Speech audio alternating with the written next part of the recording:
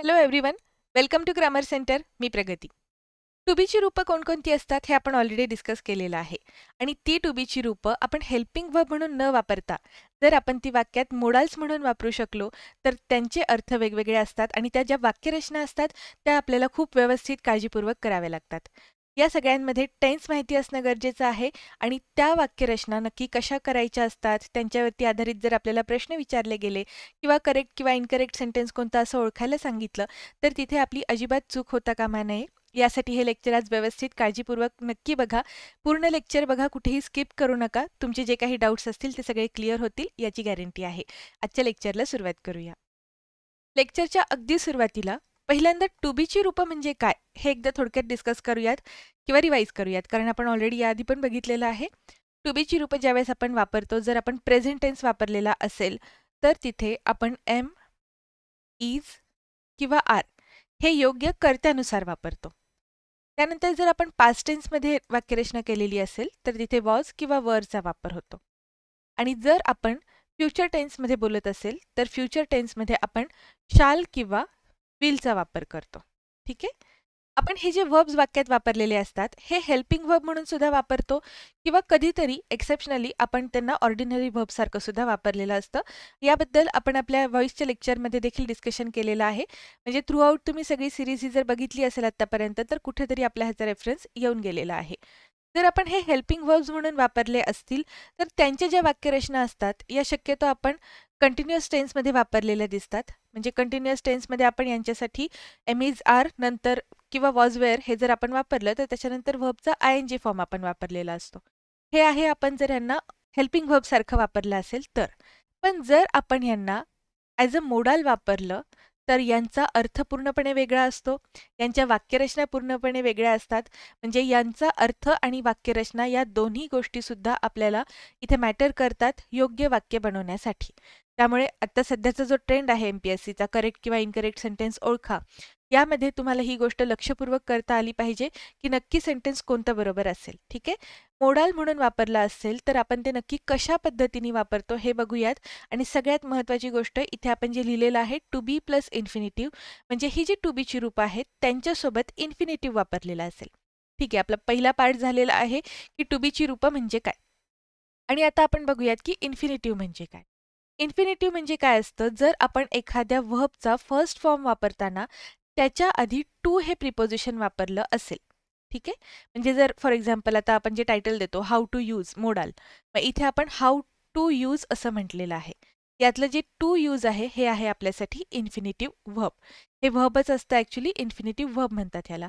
जर आपण टू बीच्या रूपासोबत इन्फिनिटिव्ह व्हर्बचा वापर केलेला असेल, म्हणजे for example am, is, are यापैकी एखादं वापरून आपण त्यानंतर टू प्लस V1 वापरलं तर ते आपलं मोडाल होणार आहे. ते आपलं इथे हेल्पिंग वर्ब किंवा एक ऑक्झिलरी म्हणून अजिबात काम करणार नाही. तिथे हे कंपल्सरी आपण मोडाल म्हणून वापरतो. आणि जर आपण हे हेल्पिंग वर्ब म्हणून वापरतच नाहीये, म्हणजे टेन्स दाखवण्यासाठी शक्यतो हेल्पिंग वर्ब्स आपल्याला हेल्पफुल ठरतात. पण इथे आपण टेन्सचा विचार न करता एक जनरल वाक्यच आपल्याला वेगळ्या पद्धतीने वापरायचं आहे, म्हणून हे सगळं आपण वापरलेलं असतं. ठीक आहे. सगळ्याबद्दल डिटेलमध्ये डिस्कशन सुरू करूयात. To be plus infinitive. Infinitive म्हणजे काय, टू प्लस व्हर्बचं फर्स्ट फॉर्म. ठीक आहे. हे लक्षात ठेवा. याला तुम्ही टू प्लस मेन व्हर्ब म्हटलं तरीही चालेल. जे ज्यांना V1 V2 असं काही कळत नाहीये त्यांच्यासाठी सांगते थोडक्यात. Two plus main verb original फॉर्ममध्ये जे व्हर्ब असतं ते. हे आपण एक मोडाल म्हणून वापरतो आणि ते कधी वापरलेलं असतं. This expression is use to express plan.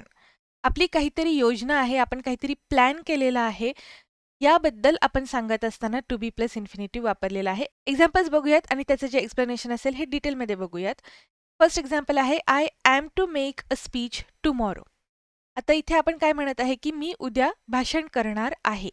आता या सगळ्यामध्ये इथे खूप महत्त्वाची गोष्ट लक्षात ठेवायची आहे, ते म्हणजे टेन्स आयडेंटिफाय करून मग तुम्हाला इथे तुम्ही कोणतं टू बीचं रूप वापरता हे त्यावरून डिसाईड होणार आहे. त्यामुळे इथे टेन्स बघा तुम्ही टुमॉरो म्हटलेलं आहे, म्हणजे आपण इथे फ्युचरबद्दल बोलत आहे.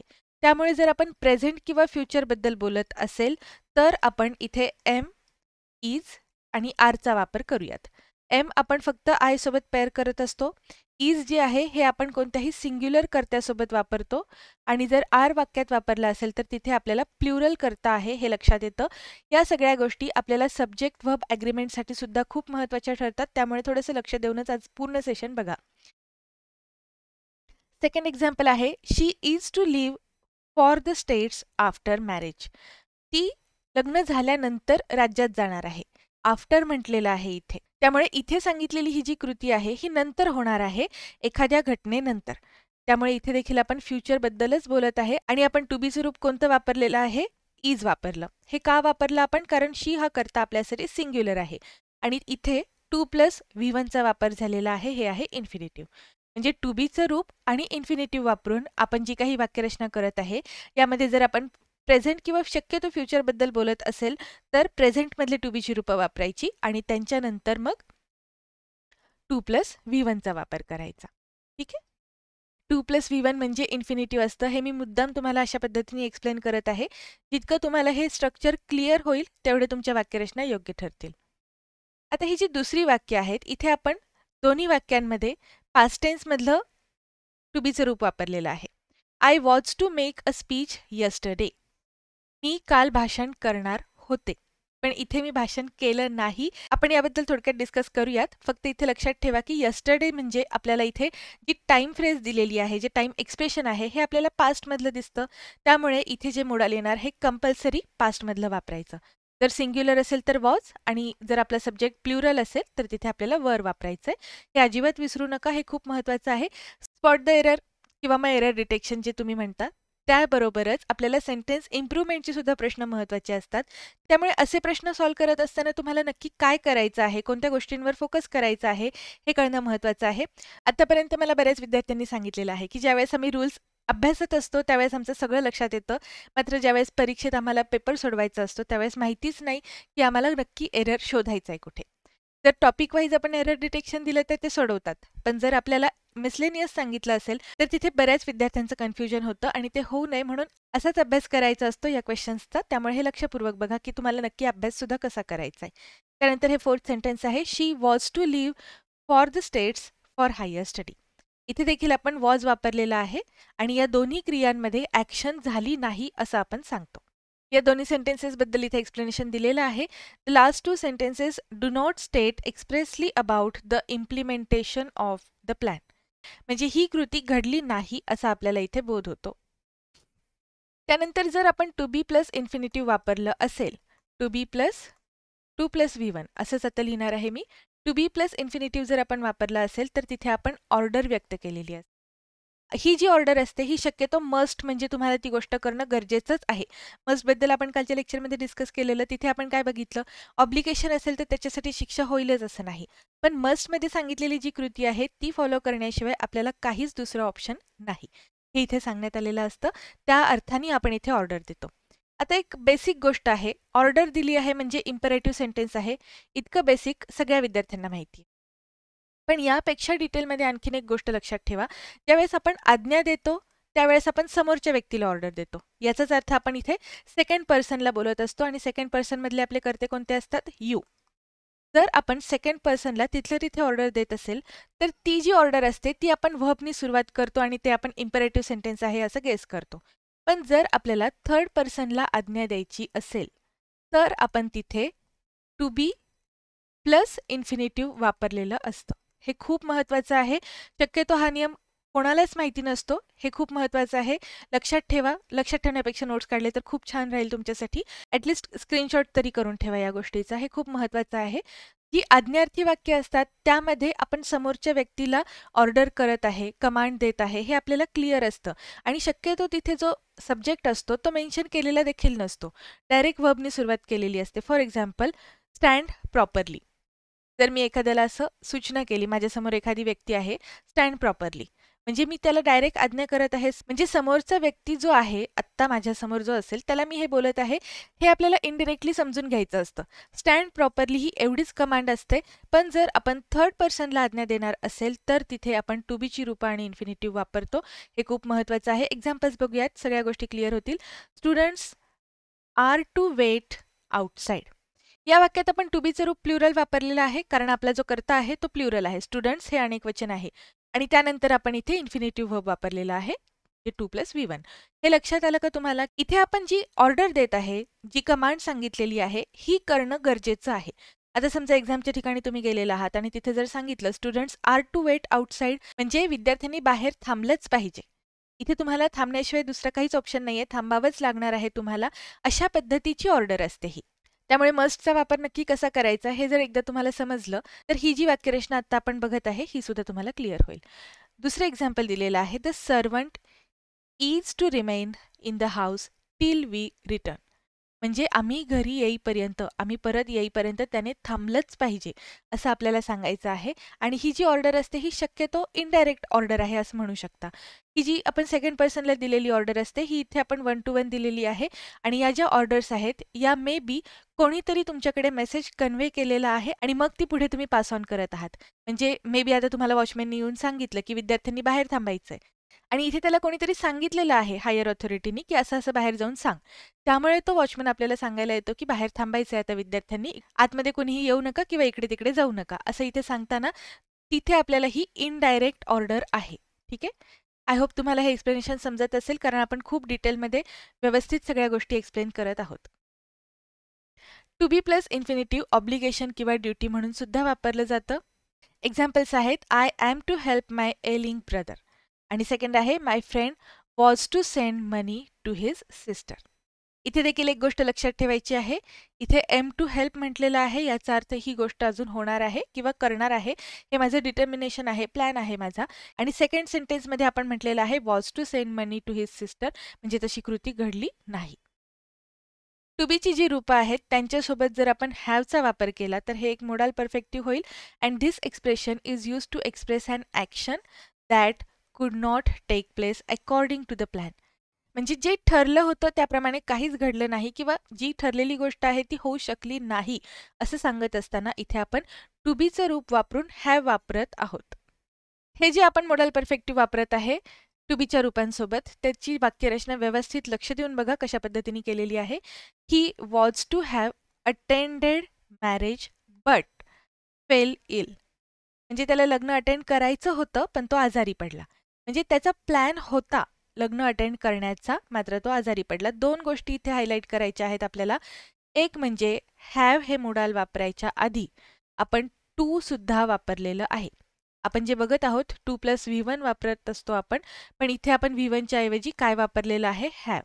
आणि दुसरी एक गोष्ट आहे नोटीस करण्यासारखी, ती म्हणजे इथे आपण कंजंक्शन वापरून, बट हे कंजंक्शन वापरून जे काही आपलं रिझन आहे असं न घडण्यासाठी त्याच्यामागे काय कारण आहे हे सांगत आहोत.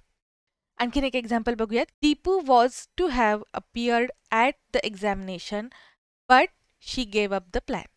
म्हणजे दीपूला जायचं होतं परीक्षेसाठी पण नंतर तिने तो प्लॅनच ड्रॉप केला, म्हणजे तिने ते कॅन्सल केलं.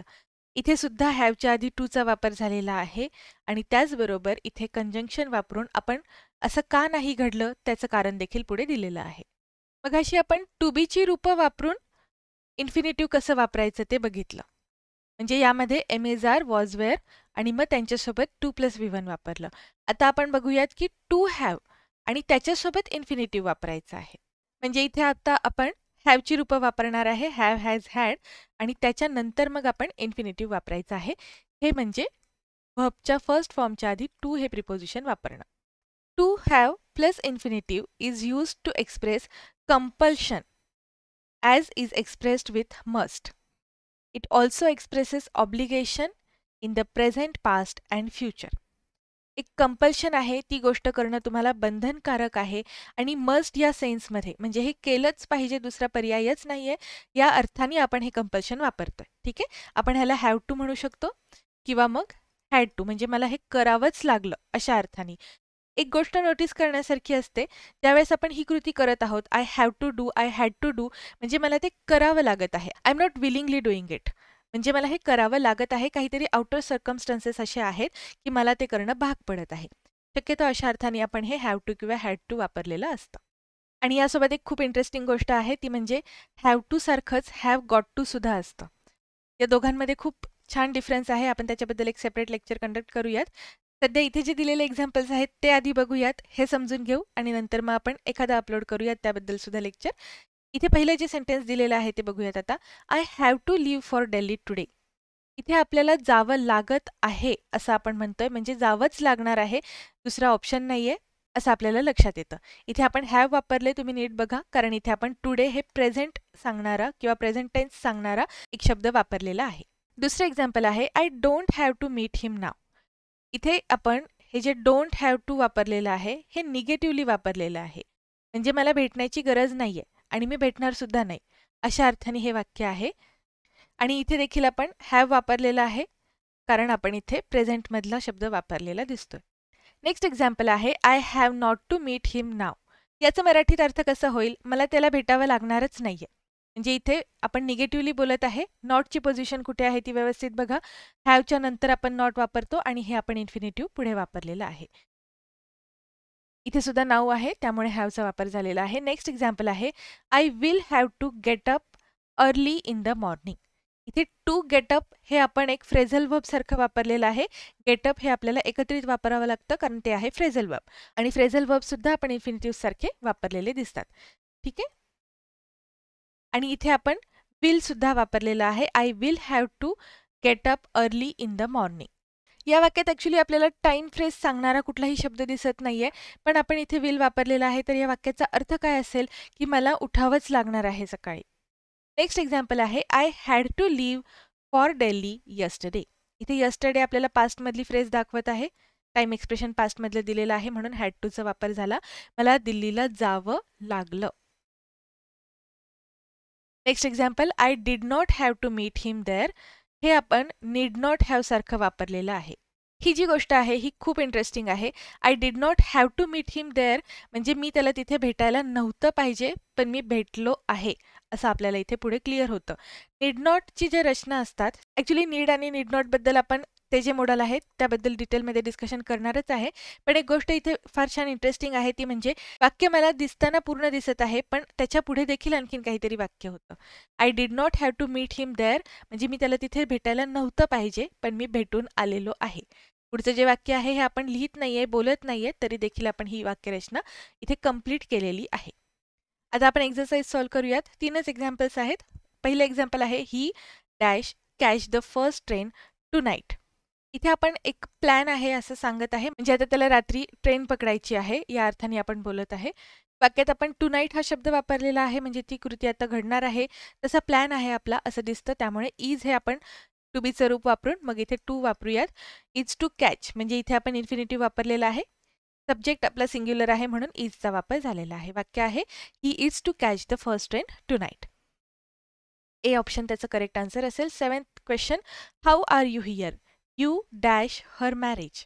जे आपण म्हणत आहे की अरे तू इथे कसं काय, तुला तर तिचं लग्न अटेंड करायला पाहिजे होतंस. सो या सेन्सनी हे वाक्य आहे, त्यामुळे आपण इथे वर टू हॅव अटेंडेड असं वापरत आहे. जर आपण इथे आर टू अटेंड म्हटलं असतं, ही कृती घडणार आहे काही वेळानी असं लक्षात आलं असतं, पण आपल्याला इथे पहिल्या सेंटेन्समध्ये कळत आहे की हाऊ आर यू हियर, म्हणजे तू इथे कसं काय, याचाच अर्थ ही पुढची गोष्ट घडलेली नाही, म्हणून इथे आपण आर टू अटेंडचा वापर करू शकत नाही. आणि हे सेम एक्सप्लेनेशन या ऑप्शनसाठी सुद्धा लागू पडतं, त्यामुळे हे जे थर्ड ऑप्शन आहे हे आपला आन्सर करेक्ट असणार आहे. सेंटेन्स कसं असेल, how are you here you were to have attended her marriage. आणि हे लास्ट एक्झाम्पल आहे she dash the first flight so she hurried to the airport in a taxi. इथे आपल्याला पास्टमधली एक गोष्ट सांगितलेली आहे. आणखीन एक कीवर्ड आहे आपल्यासाठी, तो म्हणजे सो. म्हणजे इथे सो नंतर आपण जे वाक्य वापरलेलं आहे, असं आपण का केलं त्याचं रिझन आपण इथे सांगतोय फर्स्ट पार्टमध्ये. तिला पहिली फ्लाईट पकडायची होती म्हणून ती घाईघाईने टॅक्सी पकडून एअरपोर्टकडे गेली. इथे आपण तिचा प्लॅन होता तो फर्स्ट फ्लाईट पकडण्याचा, त्या अर्थाने पास्टमधली ॲक्शन आहे म्हणून वॉज वापरत आहोत, आणि हा थर्ड पर्सन सिंग्युलर आहे म्हणून इथे वॉजचा वापर होतो. टू बीची रूपं वापरत असताना आपण जर ते मोडाल्स म्हणून वापरत असेल तर ते आपल्याला खूप विचारपूर्वक काळजीपूर्वक सगळं करावं लागतं. या सगळ्या गोष्टींसाठी जिथे शक्य आहे तिथे मी खूप जास्त माहिती देण्याचा प्रयत्न केलेला आहे. आय होप तुम्हाला हे आजचं लेक्चर आवडलं असेल. जर तुम्हाला व्हिडिओ आवडला असेल तर लाईक नक्की करा. जर तुम्ही आत्ता तयारी करत असाल किंवा भविष्यामध्ये तयारी करणार असाल स्पर्धा परीक्षांसाठी, तर इंग्लिश ग्रामरसाठी SP बक्षीसारखा दर्जेदार सोर्स तुम्हाला अभ्यासलाच पाहिजे. त्यासाठी जर तुम्हाला लँग्वेजची अडचण येत असेल तर तुम्हाला मराठीतून सुद्धा ही गोष्ट फ्रीमध्ये अवेलेबल करून देण्यात येत आहे. जास्तीत जास्त फायदा घ्या या लेक्चर सिरीजचा. तुमच्या फ्रेंड्स फॅमिलीसोबत देखील जास्तीत जास्त शेअर करा. भेटूयात पुढच्या लेक्चरमध्ये. थँक्यू.